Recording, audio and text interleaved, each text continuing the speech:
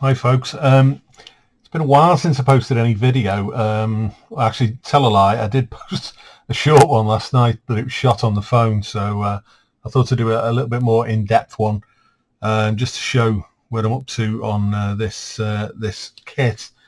So as you can see, it's the Aries 1B from Moebius. I don't think there's a lot of these in the UK at the moment. It doesn't seem to reach any of the model shops at the moment. I picked this up at a show about a month ago, and it's a fantastic kit.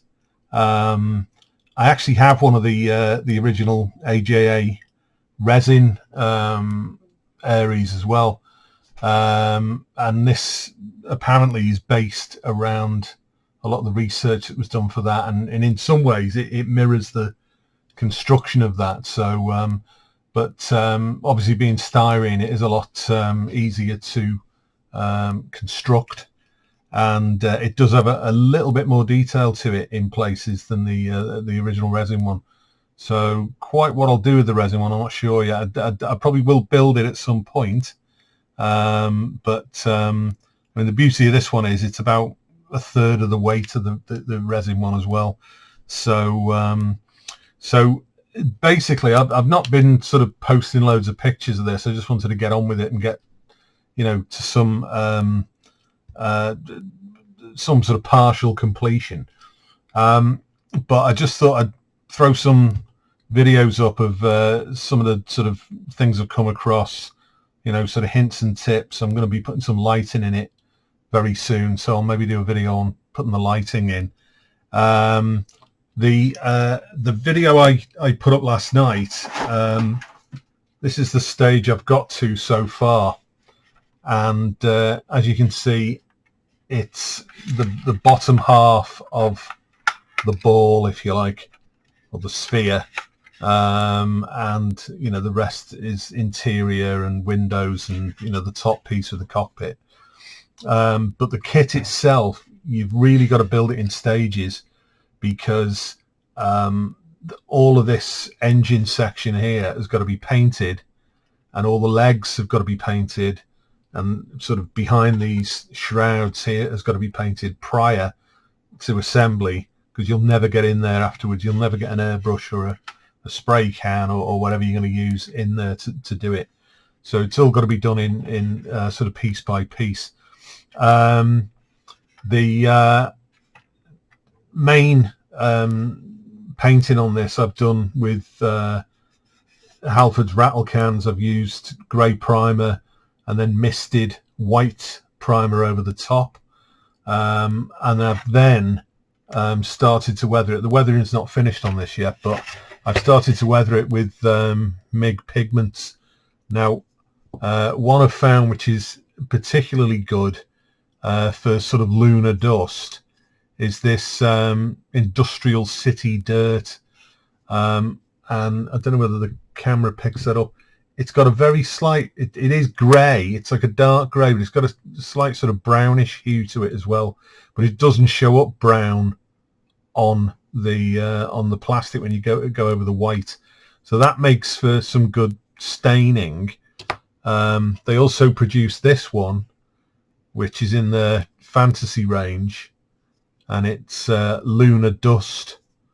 I actually think it's a little bit too white, but with this put over the industrial dirt, it sort of greys it up a little bit more, and it just adds a bit of tone to it.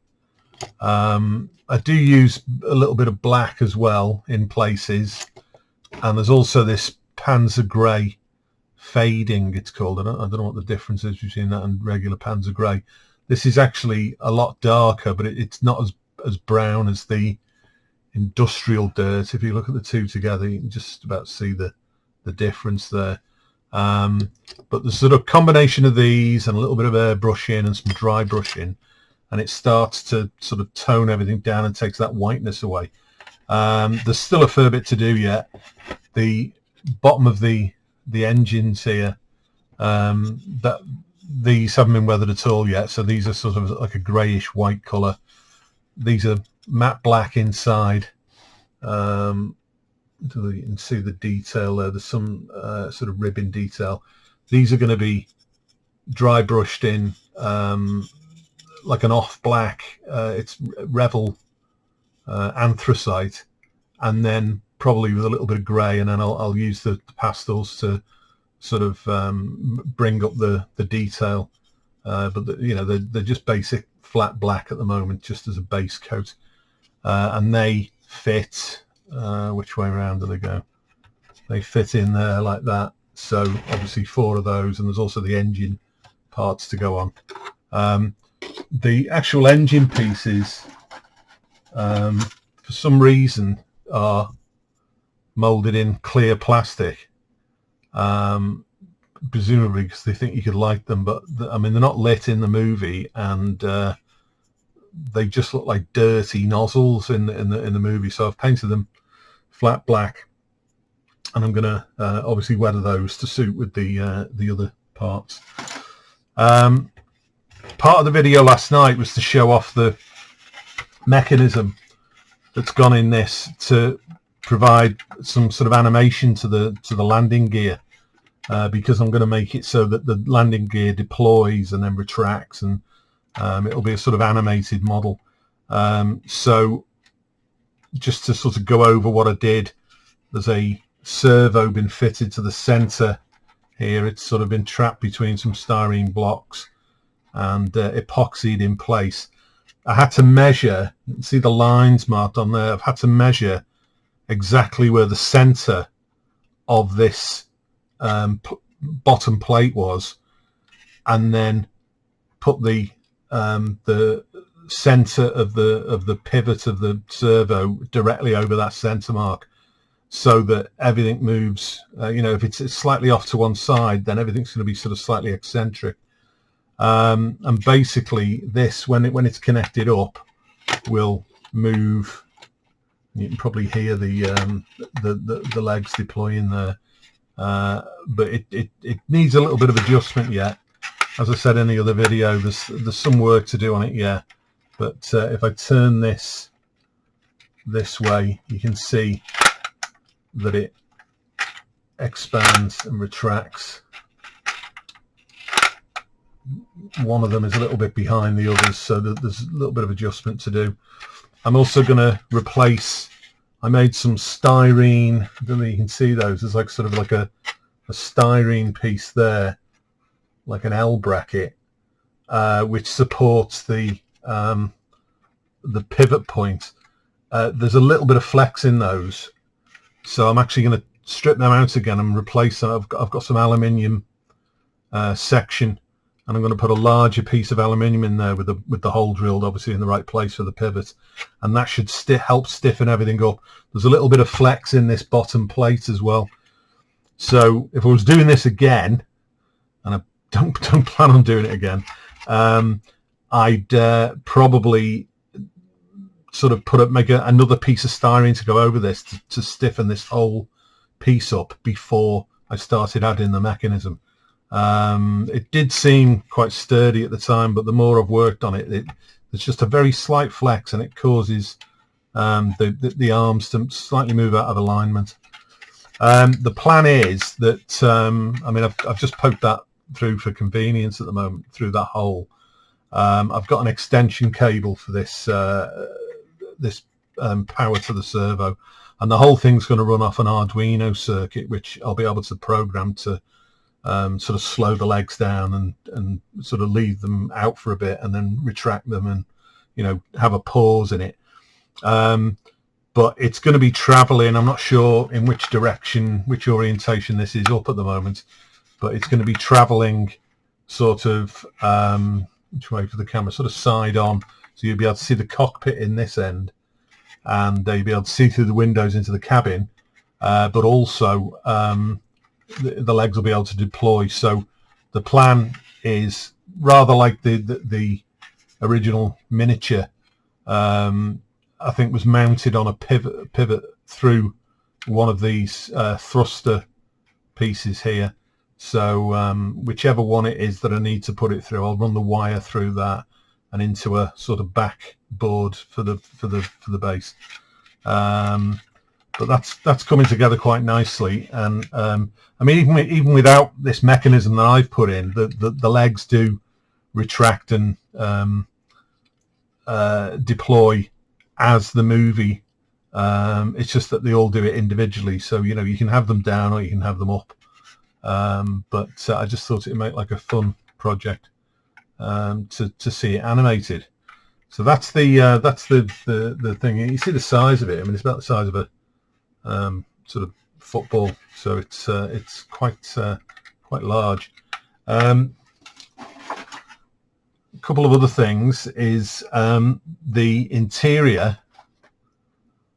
I've got to this stage with the interior. Now the interior is made of two identical halves that are glued together. And if you look in the movie, you can see that the floor around the elevator shaft and the steps are lit.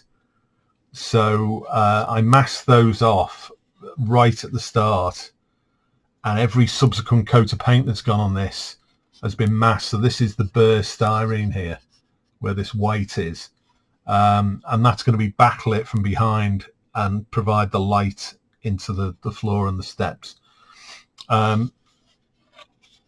What that's entailed, and this has been picked up, you know, you might have seen Ken Spriggs or Lou Dalmasso's videos online, and they've picked up on this, that you need to remove the tabs from there with a Dremel, just clean them off to make this styrene the same thickness as the surrounding part here, so that you get this even light, because otherwise you'll see it'll be dimmer where the thickness of the styrene is. So that's been taken out, and you know, it's I think overall it'll look quite neat when it's done. I've just got to be careful now, because I've reduced the amount of room underneath to put the lighting in, so I've just got to put a narrow ring of lights in to light those, because the mechanism for the legs is directly beneath it. The colour, there's been a lot of debate about the colour for the seats. It's a kind of mustard yellow, and Tamiya do a mustard yellow in one of their spray cans, but it's actually for the RC polycarbonate bodies, and it doesn't spray very well onto just normal plastic. It is actually the exact shade. What I found was, I went through loads and loads of different colours, and I found this MIG acrylic, which is RLM 79 Sandgelb. So it's like a German army colour, but it's pretty close, I think. I mean, to my eye it looks okay anyway. So obviously the surrounding part is done, the sort of inner wall, all the seats. I did actually add a touch of white and painted the base of the seats in a very, very slightly different shade, just to give a little bit of contrast. And I've also added the decals to that, which you might be able to see there, the little tiny control panels in between, which could have been lit, but I'm not going to bother with those. They're barely visible through the windows, so I'm not too worried about that. I hid the seam on the floor. Now if you look at it in the light, you can just about make out the seam in the floor there, but again, nothing to worry about, because by the time I'm looking sort of side on at it through the window like this, none of that's going to be seen, so I'm not too worried about that. In fact, a lot of this is barely visible through the windows once the whole thing's assembled. So that's where that is. The ceiling, now this is interesting, because the ceiling is the one part that isn't included in the resin kit, and if I'm ever going to do the resin one, it's going to need a ceiling. So it did occur to me that I could make a pattern of this, but I'll have a think about that. I could 3D print it. What I've done here is, this has clear styrene lighting panels put in, but they should be frosted. So I'm going to back them with some thin styrene sheet, like so, and or I may even get some kind of vellum paper to sort of give it like a frosted effect, and they're going to be backlit. On the back side of it, the reason all this chrome tape's on is simply because I glued them in, and then I had this sort of fear of at some point while it's together one of them detaching and coming off, and I didn't want to get loads of glue on the clear part, so I've glued them in, and then I've burnished on some chrome tape over the top and bottom edges, which will just help keep everything in place.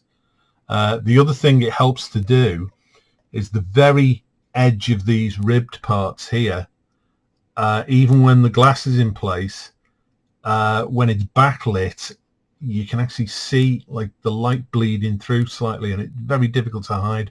So by putting that tape across there, that'll get rid of that as well, which has sort of solved that problem. That's I mean, the color for this it's just Tamiya, I think it's German grey or Panzer grey. It's just a contrast to the it's the same color as the floor actually of the interior. It's a contrast to all the sort of black and everything that's in there, but again, a lot of it's not really going to be seen, so there's no point in spending hours sort of weathering this and that. I mean, if you look at the movie, it's pristine inside, so it's going to be quite tidy. So that's that part. There's another piece that fits in the center of that, which is which way around does that go? There you go. That clips on something like that. Find the right holes. It did. It's been on before. Maybe there's a little bit of paint blocking one of the holes. Oh, there you go. There it's on. So that part, the elevator shaft, attaches to that like that. There's a door in this as well. I'll show you that in a minute. So these parts here, which is where the weightless or the caution weightless sign goes, these parts, that's the burst styrene again. That was masked off, and then the rest of it painted. I also masked off the inside as well, and this has had a couple of coats of primer and then a coat of black, and then that's been peeled off, so that when this is lit, it's going to shine through that and just subtly light the decal that's on there. I have ordered some bits from Paul at Paragraphics, but I think there was a hold up on one of the parts. I think trying to think which part it was now. I know he's done the piece for the sort of top of the sphere. I can't actually remember which part it is now that I'm waiting for. Anyway, he had some at Wonderfest, but he's apparently he's going to get some cast up, so I can wait for those.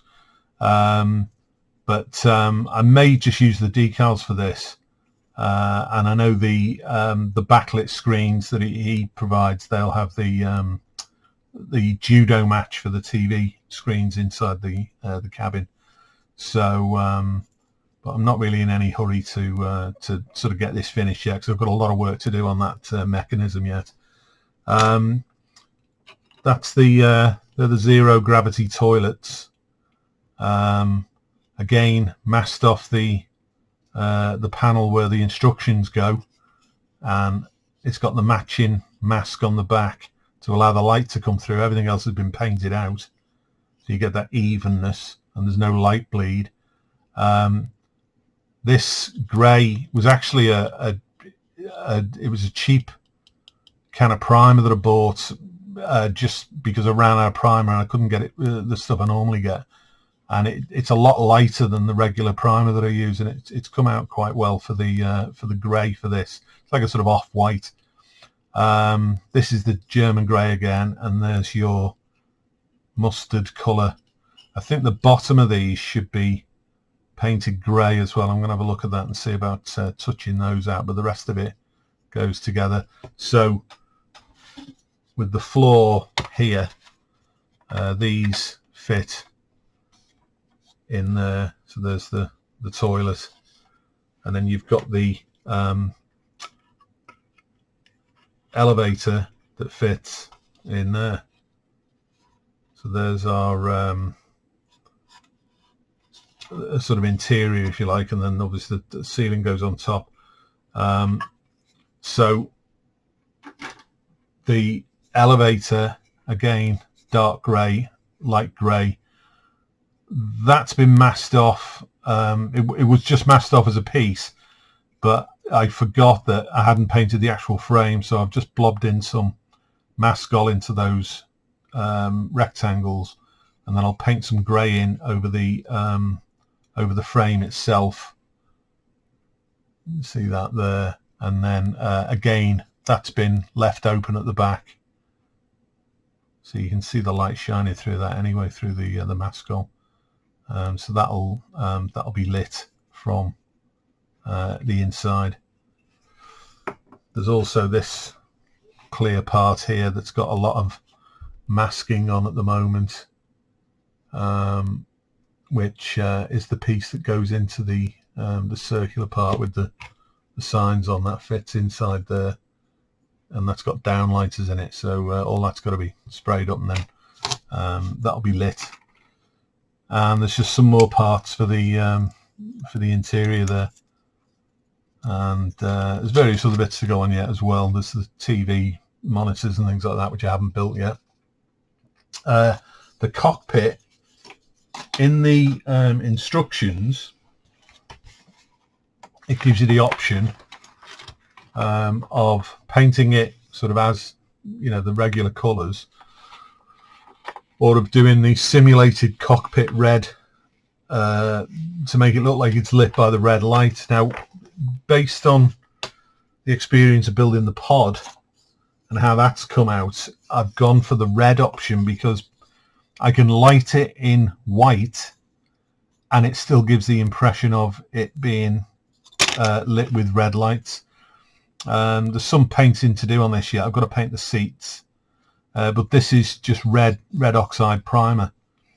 And what I did on the pod, which came out really well, was I just gave this a little dusting of some gloss red over the top, and that seems to pick up the light better. And also all these lighting panels here have been masked off. They've been masked off on the back. So once I've finished painting this, I'll peel all that off, and that'll be sort of white light shining into a red cockpit. And there's some panels, there's some side panels, you know, and they've got instruments and things on there. I can't remember whether there's instruments on the paragraphic set. I'll have to look when it when I eventually pick it up. But you know, they can be backlit as well, and there's also a panel that fits on this sort of edge of the cockpit. Quite how much of that's actually visible through the front window, I've no idea. I've downloaded the 3D files to print off the crew and the modeller Haywood Floyd sat eating his in-flight meal. So I'm going to get those printed off at some point as well, painted up, and then obviously inserted into the thing before it all goes together. But overall, the quality of the kit is excellent, really, and it's, you know, some people say that the kits are a little bit expensive. They're definitely more expensive to buy in the UK than they are in the States. However, you know, it's aside from the resin one and some smaller ones that have been done in the past, it's really the only game in town, really. So if you're a 2001 fan like I am, then it's the only option open to you, really. I'm hoping, I know they've renewed the license and I know there's a big Orion coming, or certainly a larger Orion that had been done in the past. And I did hear of an astronaut figure coming as well. I don't know whether that's just designed to go in the pod, or whether that's going to be a sort of standing or floating figure or whatever. But I'd like to think that they might have a crack at the space station at some point. Maybe I'm not really sure what scale it'd have to be a reasonable size. But you know, given the size of the recent kits that they've done, particularly like the pod, I don't see why they couldn't have something that was you know, sort of 18 inches in diameter. You know, because the actual sections of it could be made quite easily to fit in a, you know, in a sort of regular size box. Whether they go for styrene for the half built part, or you know, maybe some kind of etched brass or something, I don't know. I did have the fantastic plastic kit, but to be perfectly honest, the resin was so warped it was unbuildable, and I've since passed it on. So I'm hoping that the station isn't too far off. What I would like to think they might do is maybe get the license for 2010 and produce a Leonov, so you could link it up with the Discovery in whichever scale. I mean, it'd be nice for the big Discovery. Give me an excuse to build another Discovery, and do the, you know, the 2010 scene with them docked together. So that'd be interesting as well, because again, it's quite a sort of boxy design, and I can't see why they couldn't do that. But anyway, that's for now. And obviously, as I say, I'm going to do some lighting rigs for this, and put some lighting in it. So as I move along with that, then I'll see about you know, how we get on. I've just remembered actually the other part from Paragraphics is the replacement door, which I don't think I've got the door handy to show off. It's in one of the boxes somewhere. Oh, here it is here. The door, this is the door in the kit, which is reasonably well detailed, but it's not deep enough. And I know Paul's created I think the ones he was selling at Wonderfest were 3D printed, but he's going to produce them in resin, I think. And he's gone for the deeper, you know, the sort of screen accurate one. So once that's in production and I can get hold of one of those, then you know, that's easy enough to just insert as is before the whole thing goes together. So still a way off yet, but I'll post some updates as we go on. Okay, cheers.